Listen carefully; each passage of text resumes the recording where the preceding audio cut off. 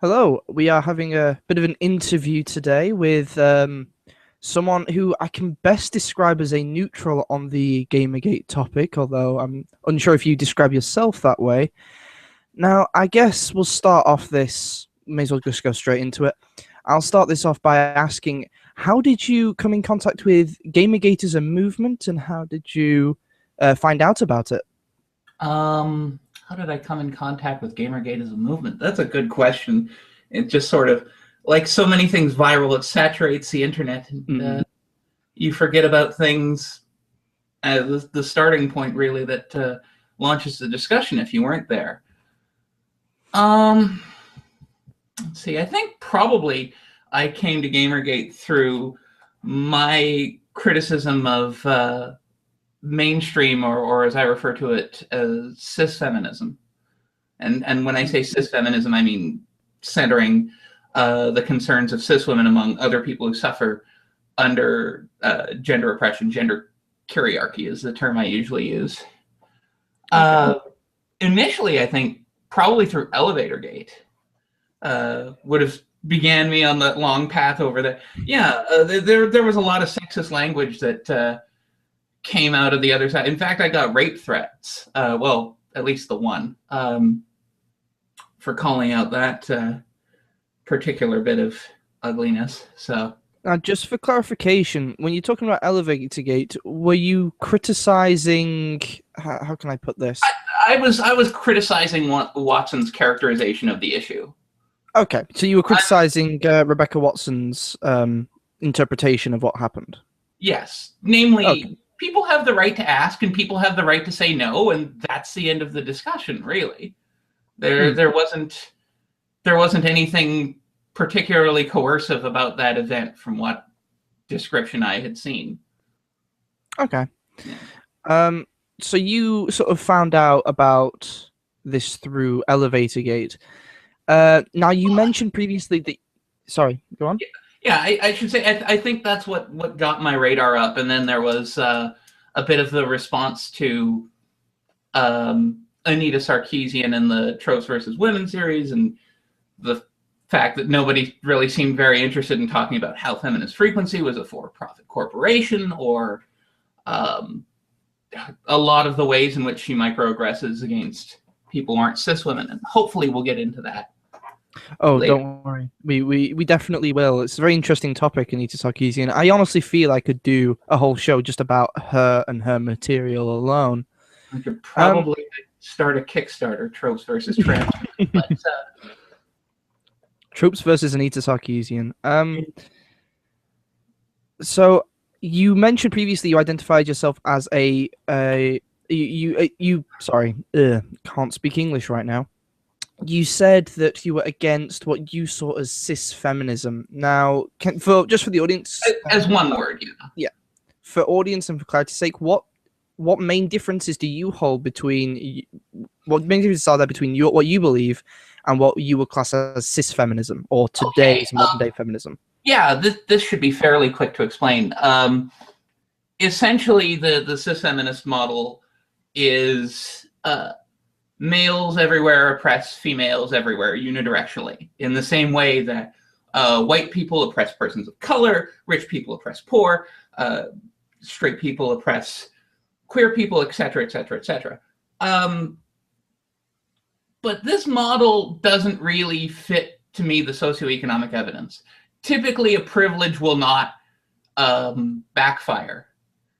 When you have privilege, good things happen to you. So I went looking for data that might better explain the sexism that we see against women, against men, against on all sorts of different axes. And what I think makes a bit more sense is that cisness, by which I mean conforming to one's assigned sex, and again, this is on a spectrum. This can be everything from, whether or not a cis man wears lipstick to whether or not one is trans. That's privileged. And masculinity as a social value does strike me as privileged. But the two will work as the two will work in different ways for persons of different assigned sexes. if you're assigned female, cissexism will typically work in your favor as masculosexism, which is what I refer to the privileging of masculinity as, works against you, or vice versa. As I say, cis women face the double bind. Cis men and trans women more so face the bottomless pit. You know, both oppressions work in the same direction with male assigned persons, and work typically at cross purposes with female assigned persons. And I refer to this as bidirectional feminism, because you have two oppressions that intersect in different directions. Okay. Is that? Yeah, that kind of sums it up quite well. Thank you. Yeah. So I guess you disagree with them on modern day feminism on multiple points. I have a question. Is why you have more male CEOs, but it's also why you have more male assigned or CAMAB homeless. I guess another question I would have, and is a question I often hear levied towards people like you who identify as feminist, but also have issues with modern day feminism, or at least. I have a lot of issues with previous day feminism too, but you know, I use the label because it fits the analysis. Masculinity is still privileged. I mean, you look at the study on who commits rape on campus, and members of fraternities are about 4 times as likely as the general population to rape. And this is despite rape victimization incidents actually being roughly evenly split by assigned sex. If you look at the 2010 CDC report and actually treat forced to penetrate as rape, which cis feminists have a very spotty history on their willingness to do so in more than even just rhetoric.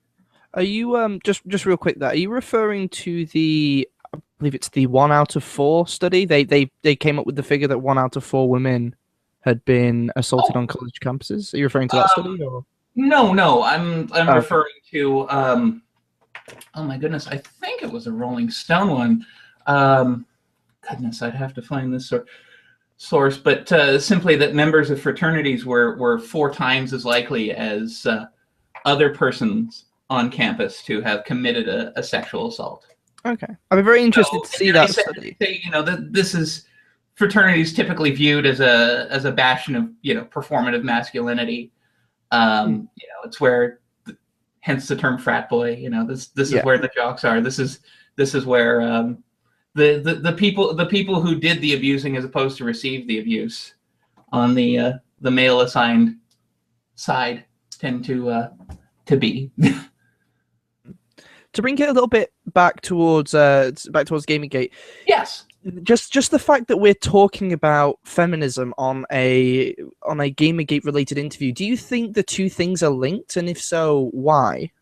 I think they're very linked, and I think they should be very linked, not for the reason that Sarkeesian and other cis feminists believe, and I'll come back to where the flaw as in their model are, I think, later, but you came to me because of the post I made on Tumblr. I officially apologize to Gamergate for hating them as much as anti-Gamergate. It's now kind of, but not as much as. And looking at the Zoe post, what we see here is a very, very clear picture of an abusive partner. In fact, by her own standards, ones we could possibly debate, but they are actually somewhat reasonably legitimate. By her own standards, she does rape her partner by refusing to inform them of other partners, despite the fact that is a pre-clear condition to her consent in the relationship. In addition to being incredibly controlling, telling her significant other, Aaron, who they can and can't see, and on and on and on. And so what strikes me here is this is such a cut and dried case of a really abusive and problematic person. And typically, cis feminist praxis has been, well, someone like that should be outed. But as we see, they have a rather sexist double standard, which, again, is unsurprising when you look at intimate partner violence numbers and you see that they are also showing a roughly 50-50 split. In fact, 54-46 when it comes to violence in the previous year in the United States. I will... Yeah, I saw those statistics. I found them quite surprising. It really went against what I thought they would be. Yeah, it's disconcerting for so many people, and so you see this massive disconnect where there's a real unwillingness to recognize that these things happen, and that is a learned sexist value. What happens though is that when you rely on inventory instead of self-definition, you see the number of male assigned people reporting that they've been forced to engage in penetrative sex in the last year goes dramatically higher. It's 1.27 million, I think, in the last year in the U.S.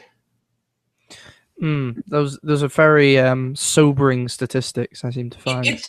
It's more worrisome because, I mean, if we assumed that this was randomly distributed, and we know it's not, so probably this is an upper bound, but rape isn't overcounted, even for cis women, is dramatically undercounted. You would expect a 47% chance in your lifetime of being raped.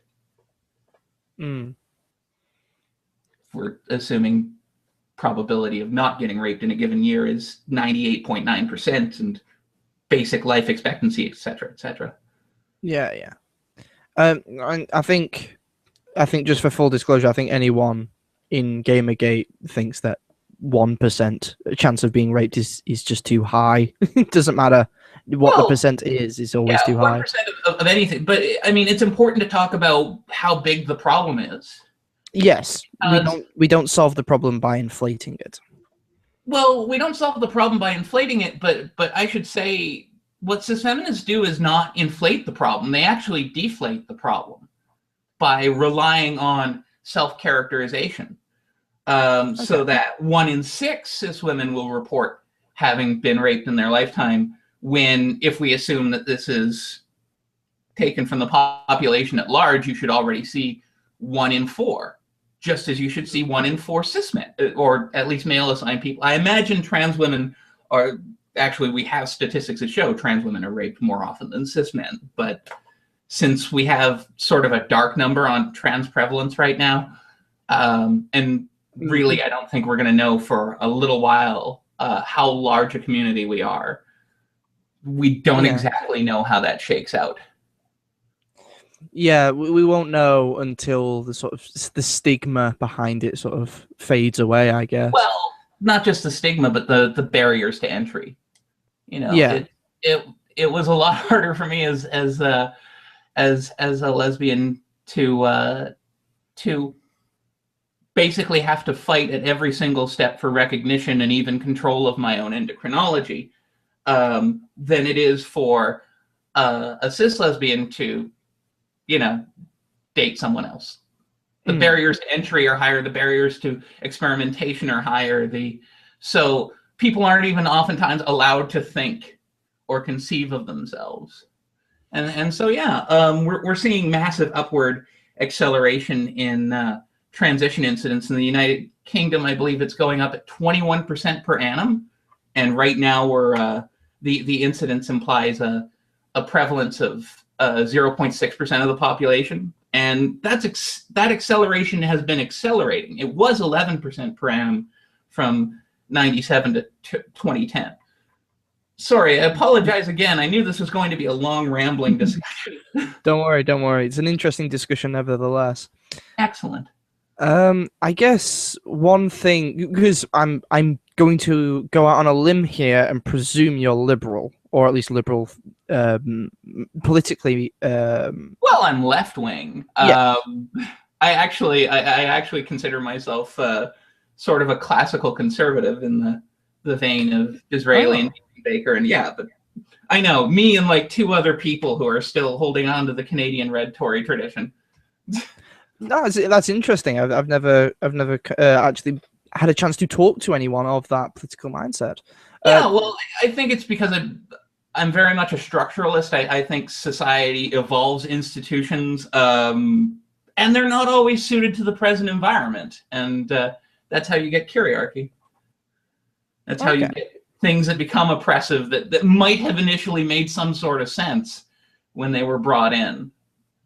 Now, you were talking previously that we're becoming more progressive as a community. Like for example, transsexual people are now slowly, I'll admit, but slowly being accepted into society.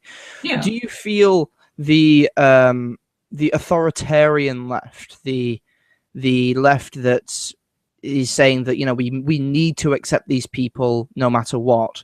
Do you feel that they are aiding or actually harming that movement?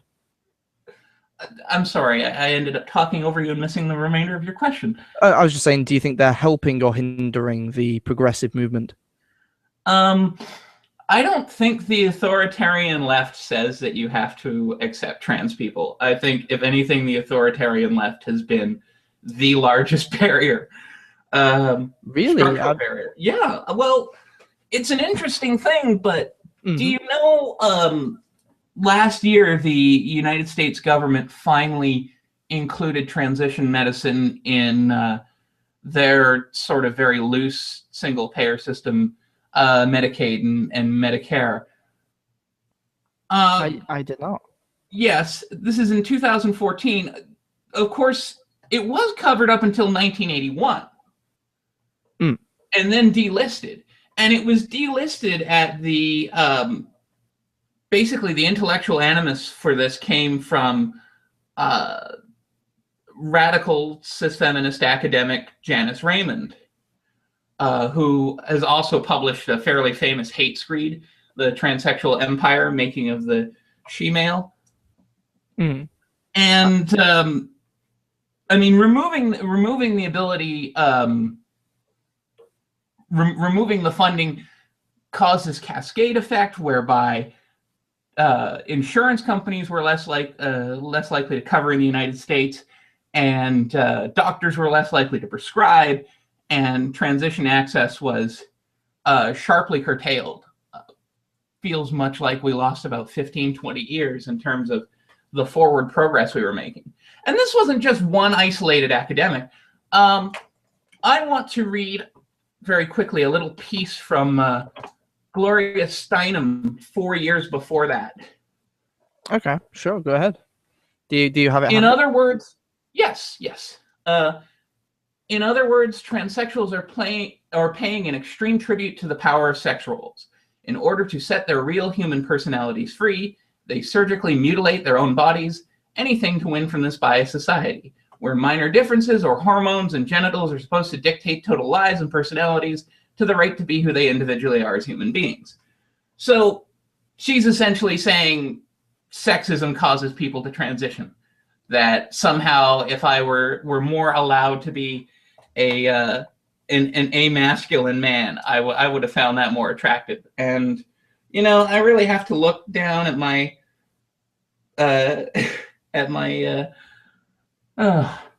sorry, stepping on my own tongue here.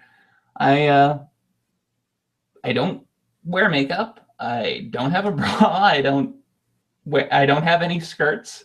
You know, I'm like, what kind of feminine man was I supposed to be? It's ridiculous. And of course, the theory has been disproven by the last 40 years. I mean, this is a less sexist society than it was in 1977, and transition prevalence is up. Avowed transsexual prevalence is up. Have you seen the statistics when it comes to transsexuals? I don't know the exact medical phrase, but I think they call it reversal surgery, where you have the sexual transition surgery. Is I think what you're looking at. I mean, first of all, I wouldn't. There's been a lot of focus on surgery, And the focus on surgery really comes from cis people. Okay. Typically in the 1970s and 80s, if you wanted treatment, you had to be straight, snipped, and stealth, which is to say you had to express attraction to men and men only. You had to agree never to acknowledge your trans status and basically pretend that it didn't happen. And you had to be operative. It's the external gendering of genitalia that I believe causes a lot of bottom surgery in the first place. I mean, you look at satisfaction rates, and satisfaction rates we can get closer to. Detransition, you know, you have 6 people who do interviews for the Daily Mail, and they get to eat out for life. But satisfaction rates, hormone replacement therapy has a 97% satisfaction rate. Bottom surgery or vaginoplasty has a 90% satisfaction rate. And this is interesting. This is interesting because in the first case, you lose rights. I blew up my life when I transitioned, when I removed all doubt of who I was, even though it was picked up on earlier. Whereas with bottom surgery, you gain rights. You gain access to public accommodations. You gain legal recognition in most places. In fact, the United Kingdom is actually fairly advanced on this in that, you know, quite simply, they will have a gender recognition certificate without surgery. But a lot of places aren't like that. New York isn't like that. You know, supposed progressive bastions are not necessarily as trans-inclusive as they would like to pretend. Okay. We went really off topic there, but it was very interesting nevertheless. To bring it back to feminism. So you said you had some criticisms to level at Anita Sarkeesian, Zoe Quinn, women like her. What could you expand on that by any chance? Well, there's a few. I mean, really, I think this problem starts with pretty much anyone male assigned will know instantly what I talk about when I talk about the culture of adolescent cruelty. It is violent. It is brutal. It is, you know, so many of us taught to effectively fear for our own lives for the entirety of our adolescence. And I think where a lot of the cis feminist anger in gaming comes is that it's the first time that they're dealing with adolescent male assigned people, and probably these are cis boys, but you know, again, I'm not going to presume and assume it's in all cases. I mean, we all learn how to oppress ourselves. But it's the first time they encounter this culture of cruelty, and it's not with the social cue of their bodily presentation and in public without anonymity. So they get treated like we've been treated all our lives, and they suddenly feel that this is that this is sexism that unidirectionally oppresses them. Another thing that bothers me too is that you notice how you don't see a lot of women of color making this statement. You don't see a lot of trans women making this statement. Brianna Wu is a token case to herself, but still, it's because I believe a lot of this belief comes from the fact that in every other way, white cis women, and especially white straight cis women, benefit from kyriarchy. So they think when something bad happens to them, that someone else must have a natural unidirectional benefit. They think that when sexism impacts it, it's to the gain of someone else. And really what I've been saying is that cis men and cis women have different grab bags of gendered bullshit. And I don't want to say they're equally bad, but you know, it's really difficult to make a case that the cis feminine basket of goods is dramatically worse than the cis masculine basket of goods. I will take a 1 in 10 chance of being the chief executive of a major corporation compared to the 1 in 10 chance of being unsheltered homeless. But then I live in Edmonton, where the January low can get below 20 degrees or negative 20 degrees Celsius. So it might matter more here. You said something there that sort of sparked my interest, and I just want to ask something to sort of clarify where you stand on it. Do you feel the gaming community that women like Anita Sarkeesian and Brianna Wu criticize, do you feel it is inherently sexist or transphobic? I feel that society is inherently sexist. Okay. So yes, I don't feel it's inherently misogynistic. Okay. I think that's one of many sexisms that and even then it's performative. It's a gendered slur. You know, I mean, calling someone a prick is no more or less gendered than calling them a twat. And if anything, that's genitally essentialist. So, but they're both fun words to say. Yes, indeed. Swearing is fun in general. Do you feel the what you call sexism in the gaming community? Do you feel it's harmful or negative in any way, or do you feel that it's there? Yeah. Okay. Yeah. Well, it's as Adam Smith said. There's a lot of ruin in a nation. It would be a lot better if we were in a post-sexist society for everyone involved. But it's not. Cis women are not the unique victims of this. You know, if anything, if we were constructing I suppose a sort of pseudo-Marxist analysis, they are the petit bourgeois. You know, they don't make a lot of make up a lot of the ruling class, but at the same time, they don't make up a lot of the underclass. Okay. Well, do you feel then within the gaming community, do you feel that cisgendered males are in any way victims of the sexism within gaming? Well, I wouldn't treat cis as a verb, but yes, I do believe so. And I also believe, since again the population that we refer to as cis males aren't all cis and aren't all male. But they are presumed as such. It's sort of like saying, well, respect the choice this person made with a gun to their head. But okay.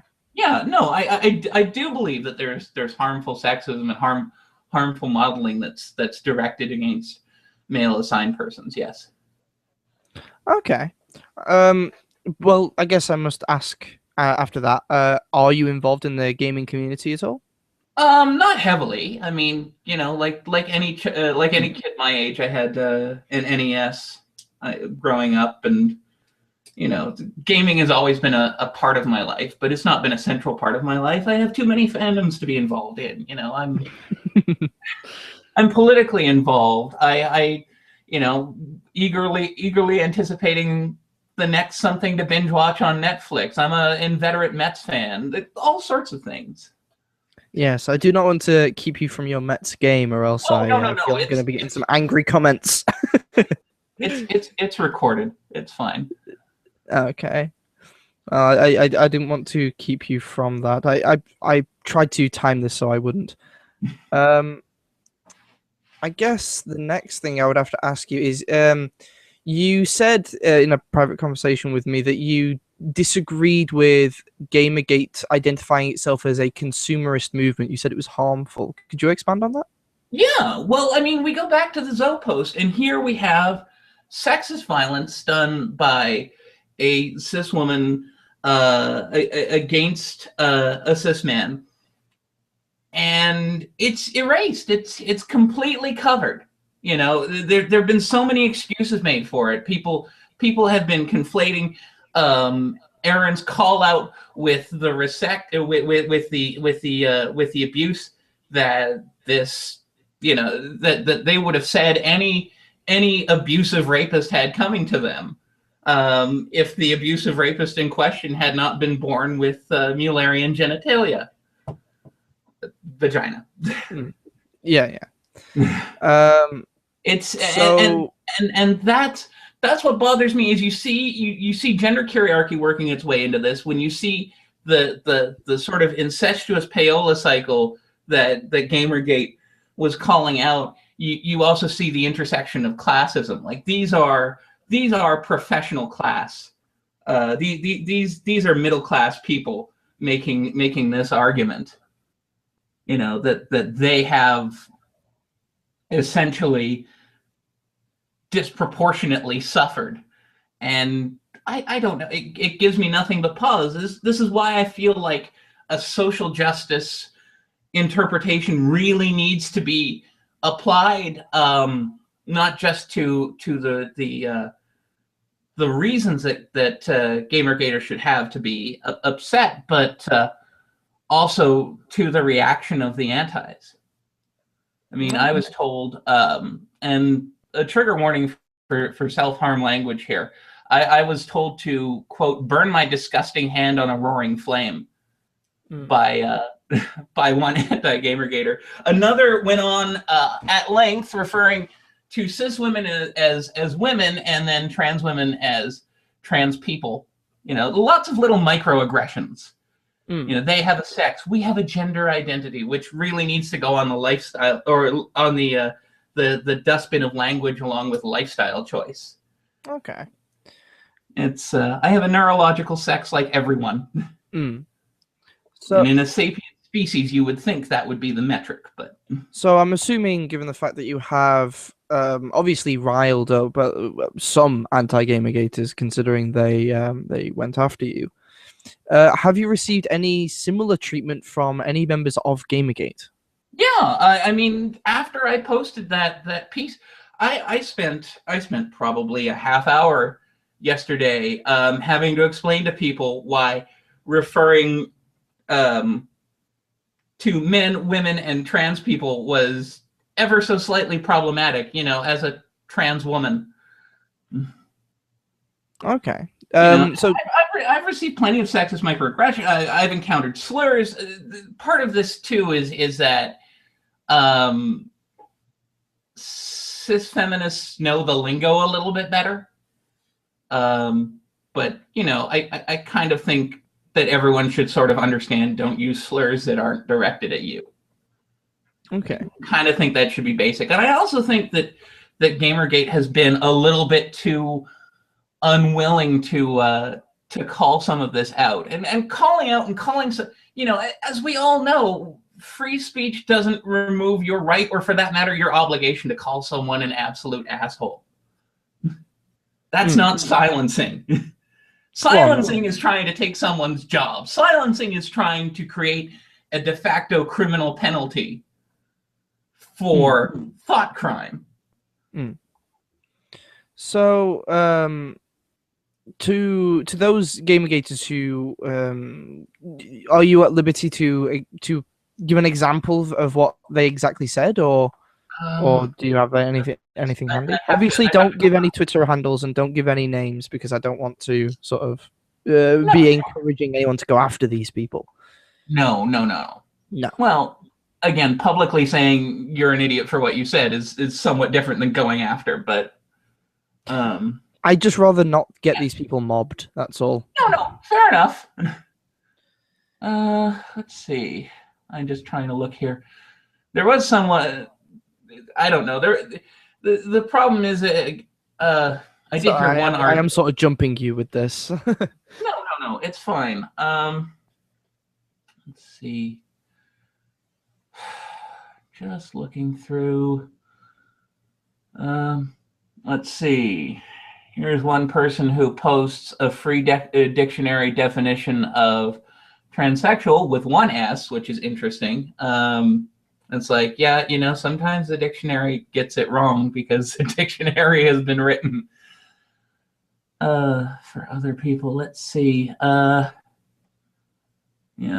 someone referred to my analysis as buzzword salad, which is interesting since, most of the words, well, not most of the words, but some of the terms I use are, used by me and maybe a handful of other trans feminists on the internet. So it's not really, goodness. There was a fairly large response, and a lot of it very critical and protective of the idea that Gamergate can compose itself as an apolitical movement, and an apolitical movement is a political position. Mm. It is to declare neutrality when there is so much going on and so much involved is, essentially a simply being pro status quo, except for the little corner that you want to work on. And again, I feel like the issue of payola and gaming, well, it's bad, but you look back to payola and radio, and there you only had 3 stations. There's not the same barriers to entry and exit. If you don't like the bad media, you can use better media.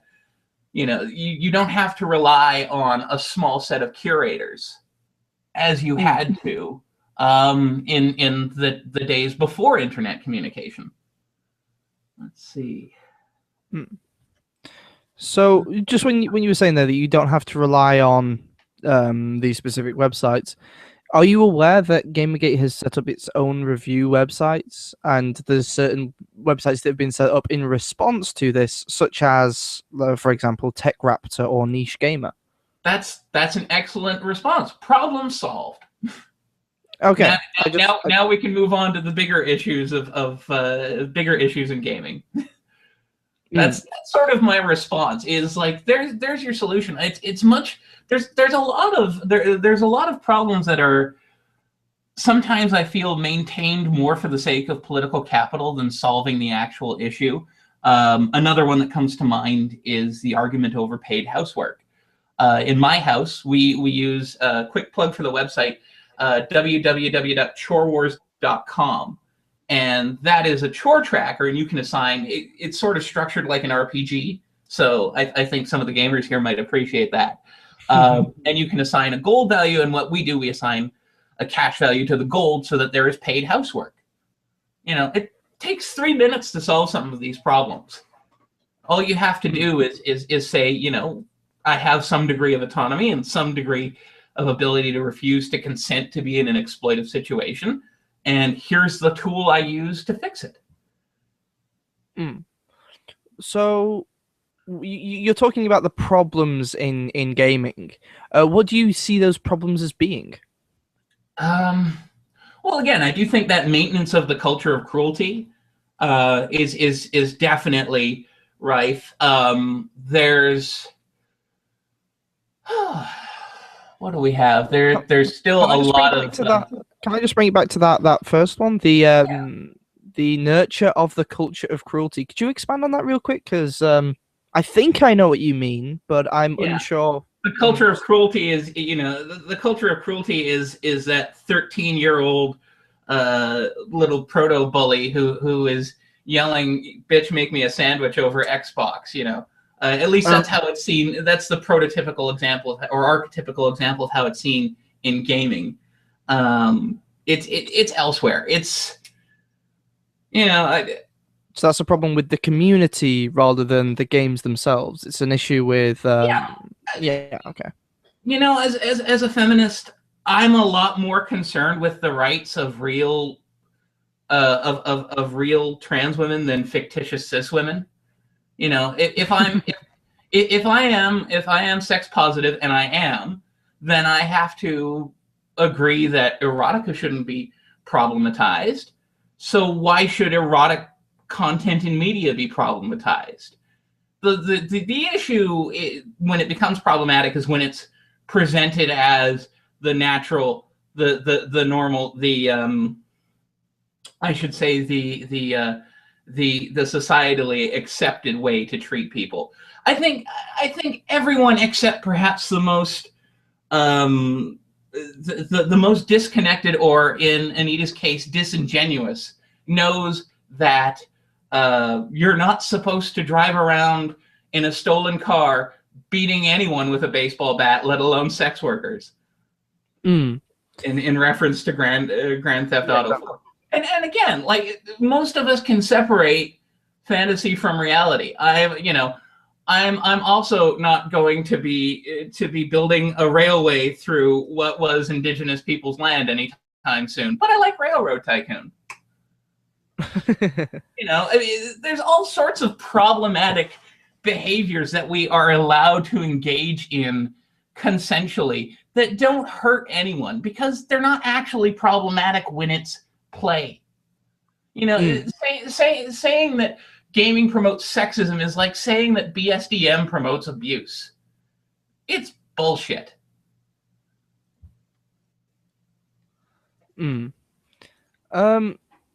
Just to bring up the example of Grand Theft Auto, would you see? I mean, you said previously, and I think pretty much everyone knows there are sex workers within the environment that Grand Theft Auto creates. Do you see that as a problem in any way? That there are sex? Well, yeah, that there are sex workers in how they are portrayed. I played the last 2D version for free, and at one point you load up 50 people into a bus and have them made into hot dogs by the Russian mob. So there's so many very problematic things that happen in that game that it's just, I can't see it as having any real relationship to society. No, I think... Are you saying you don't put people into buses and turn them into hot dogs for the Russian mafia? That's what I do. Hot dog culture. No, I don't think depicting these things promotes I mean, yeah, sure, it's mildly problematic, and it's aimed at those same, you know, little sexist bully douchebags that I survived in junior high and high school. But at the same time, they were going to be jerks anyway. I don't feel like this reinforces anything in particular. I think if anything, it takes them as far away from reality as possible, and I can't see that as anything but a positive. But you know, get the aggression out of your system, get the catharsis out of your system. Do the dark things to fictitious people that you would never dream of doing to actual people. And there's all sorts of indication that, you know, when violent imagery and sexual imagery is widely available, you know, when porn and beat 'em up games are available, violence and rape incidents go down. It's the opposite to what you'd expect. Yeah. Well, you know, I mean, it's difficult when I can't tell the difference between Jack Thompson and Anita Sarkeesian, except, you know, only one of them has a problem with Janet Reno's atypical presentation. One of them wears giant hoop earrings, and the other one's called Anita Sarkeesian. Wait, no. Yeah, I see a lot of similarities between Jack Thompson's arguments and Anita Sarkeesian's arguments. And like you said, there's very little to no evidence to support their claims. Yeah. Again, like, you know, there are trans women dying every day in North America for lack of access to medicine. And these people are busy arguing about the relative protagonist mix of a bunch of cis characters. And I'll come right back to that in a moment. In video games, I'm like, you know, did feminism run out of things to do? I don't think so. You know, I measure my activism by the amount of people who are alive at the end of the day. And coming back to the relative cis-feminine gender mix, I don't know, are your listeners familiar with the game Arianis? Some of them might be. I run a very small show here with a very small audience, so some of them might be.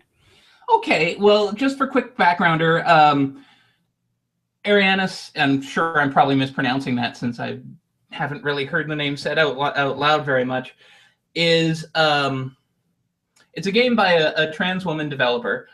It's a 2D platformer where you don't have a weapon. You basically have a shield. You cause other people to harm themselves as your method of working through the bosses in the game. It's set in an all-female society where trans women are still problematized, and she's considering whether or not she should, I won't give away too many spoilers, but, you know, fight the big bad for, you know, women who do not respect her as a woman. So here we have a game that has a trans woman protagonist, an all-female cast, examining feminist issues, it should be right up Anita Sarkeesian's alley, because she said trans women are women. You know, she said we need more feminist themes in video games. She said we need more female characters in video games. She said all of these things, and she was asked. You know, you can look on Twitter. The only people talking about Arianis were Gamergaters asking her if she was going to mention the thing, and of course she didn't mention it. Why? Because it admits what we've known all along: cis feminists are really transmisogynistic, despite their pretenses otherwise. Well, would you view them as transmisogynistic, or would you say that they use the plight of trans people in order to try and trans women or trans people? I'll say that, because you know guys can be trans as well. Yeah, I understand that the men can be trans, but cis feminists are interested in appropriating the struggles of trans women as misogyny that they suffer. And they don't, as I said earlier, you know, the only way you can reliably beat a woman is to pretend she isn't one. We've been seeing quite a lot of that recently. Now, what I was going to ask was, do you think they ignore it simply to gain a bit of a publicity vote, a bit of a better reception from people? No, I don't think so, because they've been very eager to position themselves as having pro trans woman bona fides. Then when it comes to action, nothing happens. Oh no, I was stating, for example, if the hypothetical example, if I was running a charity for homeless women, I would try deliberately to make the problem seem worse than it was in order to gain the funding that I required. Oh, yes. And I was wondering, do you think these people are doing the same? Which problem are we... Well, you're giving an example where a trans woman is in a video game. Anita Sarkeesian is ignoring it. Do you think she's ignoring it to make the problem... with trans people getting... I think she's ignoring it because the game, while being I think more pro-cis feminist than me, still acknowledges that, you know, cis feminists have not treated trans women well. Okay, they've gotten up to the point of pretending, but you know, again, that removal of transition medicine that I referred to by Janice Raymond, that's a current conservative estimate of how many people were killed by that, 50,000. So 200 times larger than Tuskegee. It's an act of genocide that they've never really quite acknowledged or worked to call out. I mean, Janice Raymond was behind the recent end demand law that mercifully failed in your parliament. It didn't in my country, but that's because we have a conservative majority. Yeah, I seem to have somewhat lost my train of thought, but no, I think cis feminists do not talk about games by trans woman developers, with the exception, you know, of Brianna Wu, not because they want to minimize the problem, but because they want to minimize criticism, and they want to minimize the complicity they have had in harming and really causing the death of far more trans women than we can measure, because oftentimes we don't leave a bloody and unidentifiable corpse in that instance. We just quietly drink ourselves to death or kill ourselves some other way, and everyone says, oh, you know, he seemed fine for a while, and then... Yeah, that's often how it goes with suicide, unfortunately. Death via gatekeeping. To move on from that definitely very dark topic. Yes. Your main criticisms, because I know you said that you still have some issues with Gamergate. Well, considering I've just told you, you know, we have set up our own websites, do you have any other criticisms you like to levy at us, or? Well, again, I feel like there's a real antipathy to any social justice related or any privilege theory based analysis of the situation, and I think it has harmed the movement. I think it's harmed its political credibility too.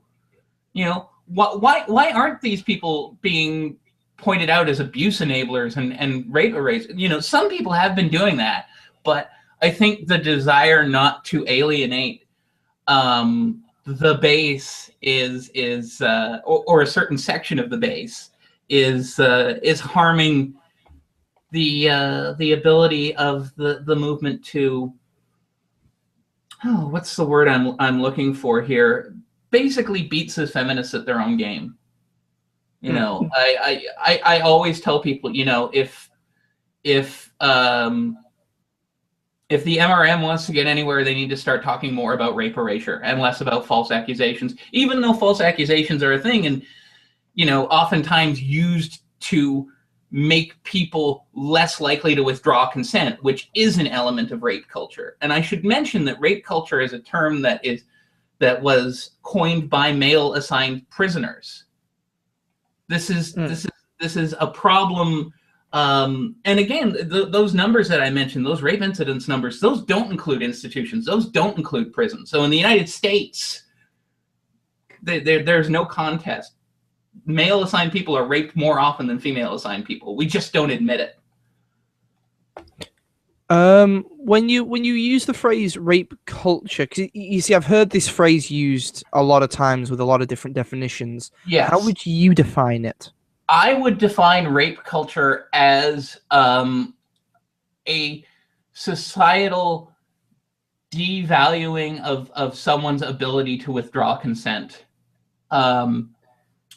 Okay. Basically, the making of rape acceptable, oftentimes by pretending it's not rape, oftentimes by and again, that tends to impact the people who can never get their rapist convicted, as opposed to the people who sometimes get their rapist convicted.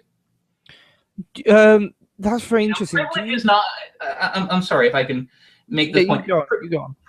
Privilege is not when bad things happen to you and you get a good condescending explanation for why. I can think of, relate back to my other fandom, baseball.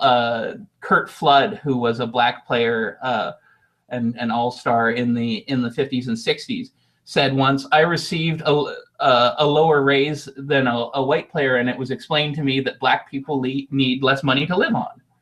So there we have white supremacy considers that this individual is more resourceful. There's your positive stereotype, like the argument that, oh, well, you know, there's a sentencing gap because men are expected to be stronger. And I find that odd because trans women are more likely to be imprisoned. Are we expected to be stronger as well? Then I want to just real quick ask you a question. Through your definition of rape theory, do you feel that not rape theory, sorry, rape culture? Yeah. Do you feel it affects women or men more, and do you think it affects them positively or negatively? Well, again, a lot of that is still a dark number, and a lot of that is wrapped up in how large trans prevalence is. Well, that's why I'm just asking. What do you feel like? What's your my general sense? What do you think it works? My general sense is that the people whose you know, it's difficult, and I don't quite know. I do imagine that women are raped more often than men when we actually admit, you know, which women are actually women. But again, it's so unknown, and it also works on all these other axes of oppression. I mean, you know, people of color are more likely to be raped. Poor people are more likely to be raped. It's one of the other problems with rape that kind of affects the cultural analysis is it's one of the few heterosocial crimes that, you know, typically other violence is done by people who have a lot of the same socioeconomic status as you. But in the case of rape, usually, again, because we live in what we at least believe is a majority heterosexual society, that most women are going to end up being raped or sexually assaulted by men. My assaulters, both pre and post transition, were male, and most men, or actually most male assigned people, will end up being raped by women. So if only one group is allowed to acknowledge that they are raped, rape will look like a very gendered crime. Yeah, most violent crimes are homosocial. Actually, one that isn't. 75% of murder victims are male assigned, and 75% of murders are committed by at least based on conviction rates by male assigned persons. But that 75-25 split, that holds through both assigned sexes. So male assigned people murder female assigned people when they murder a quarter of the time, and female assigned people murder male assigned people when they murder 3/4 of the time. It actually works out that about as many male assigned people kill female assigned people as female assigned people kill male assigned people. And I use assignment. I know it would be nice to have the shorthand of men and women, or male and female, but unfortunately, we've broken that toy. Unfortunately, they're not in a position to confirm either way, unfortunately, when it comes to the victims. So to bring it back once again to Gamergate, because we went on quite a tangent there.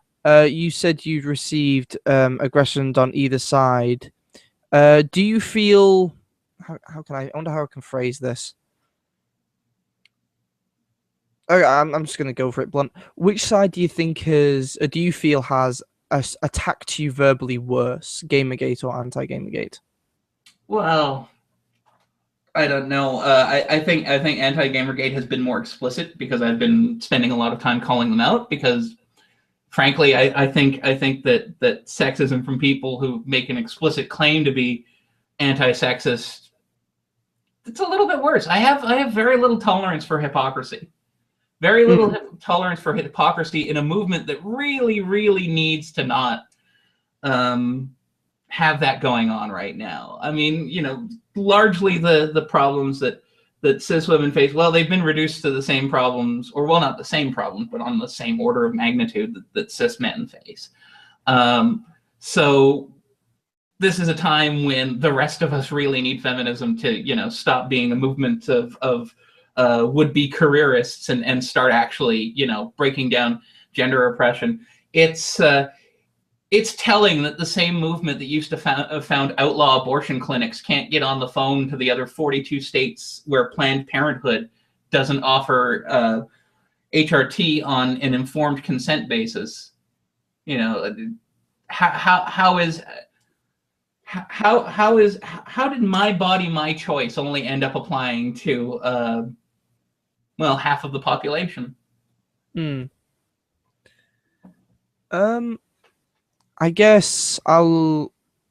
Like, I mean, I don't think I've received any exhortations to self-harm, but again, that's because I've been. There are plenty of people already going after Gamergaters for their sexist behavior, which again is not universal, but not all Gamergaters, not all feminists either, I guess. Yeah.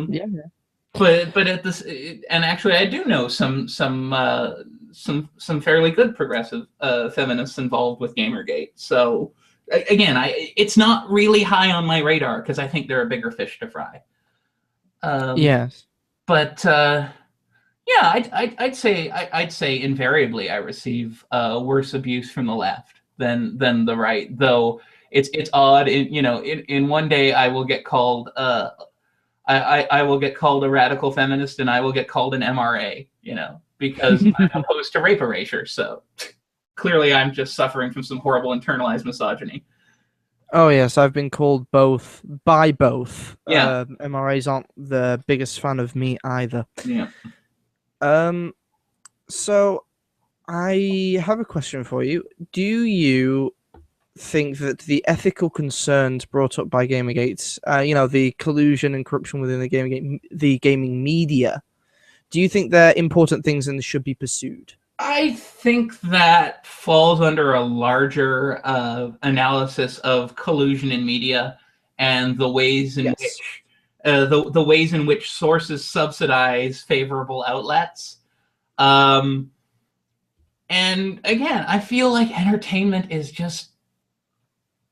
I know that there are games that are pieces of art on par with some of the finest films, but at the same time, I'm so unconcerned relatively. I'm more concerned about climate change and homelessness and misinformation on macroeconomics and the massive harm that's been doing to the economy. I mean, in the United States, they've lost $1 trillion a year of output forever. And you think about that. That's countless lives you could save. We could be at Mars already, but we aren't because people can't get their heads around the notion that we may be in a unique position in modern history where you actually do make yourself richer by spending more. But enough about Krugman's economics for now. Again, I knew this was going to be a wide-ranging discussion when I started because I am such a structuralist. I believe everything in its way is connected to the next. It's all a very, very large jigsaw puzzle, and when you pull on one piece, you can't view it in complete isolation. You can control for it to see its effect, but you can't treat it as though it's unrelated to everything else. This again is why I think the apoliticism is harmful. I know personally speaking, I do wish that Gamergate would move after sorting out games journalism to general journalist collusion. Yeah. I know that's the position of a few other people within Gamergate that I've talked to, saying that they also want to deal with general collusion, because we've come across that as well, as you know, from the smear campaign that went on with us. Well, and I mean, if Gamergate is what trains a generation of media analysts, then ultimately that was probably more positive than what it initially set out to do. Oh, well, out of curiosity, just from that statement, what do you think it originally set out to do? Well, what I've been informed of is mainly that the focus has been on this issue of payola game journalism, of ethics in game journalism. I hear, and again, it's interviews. That's sort of like saying ethics in baseball journalism, which also has the same problem of house organs. Or it's a question of, is it a problem when anyone can have a website? And the logical response is, let's form our own spaces and let's form spaces where we can trust curators, and that's being done, as you mentioned, and that is a positive response. I wish that was something more of a focus, and I also wish that the focus were broadened, but I understand that not everyone really cares about the same things I care about. Again, though, I like to say I measure my activism by the number of people left alive at the end of the day. Yeah. That's why I feel that's what really bothers me about the cis feminist response. As I said before, are you done with all the other stuff? No. If we're going to be incrementalists, let's at least make sure that everyone has bodily autonomy before we start going after, are the skirts too high in Grand Theft Auto? I don't even know what next title's coming out. Well, it'll be 6 now. You're losing your gamer cred. No, I'm not a hardcore gamer. I'm sorry. I have too much other stuff going on. I'm just messing with you. I'm just joking. Don't worry about it. I have my Congregate account. I like a lot of the upgrade games. I like things where you can fail, but sticking around, you eventually succeed. It seems a very nice metaphor for life. Smacking your head into a brick wall to eventually knock it down. Yes. Yeah, that pretty much describes the last 15 years of my life politically. So, if on a sort of side topic, if Gamergate was to move on to the smear campaigns that seem to be happening in the media, not just with regards to us, but with regards to other people as well, do you think that that would be a noble goal if we were to try to maybe cut that down? If it became a larger movement of, and I have said this too. I said that this is what strikes me about the Zoe post. We have people using progressive rhetoric to continue to oppress people in nominally pro-social justice and nominally progressive spaces, and that to me has been a much larger issue. Like the idea that being opposed to this to this wonderful theorist who can't seem to mention a game with a trans woman protagonist, who misgenders one of the first trans women in to appear as a video game character, Birdo, who is described accurately by the developers, not so much by not so much by Anya, because again, she doesn't read very carefully.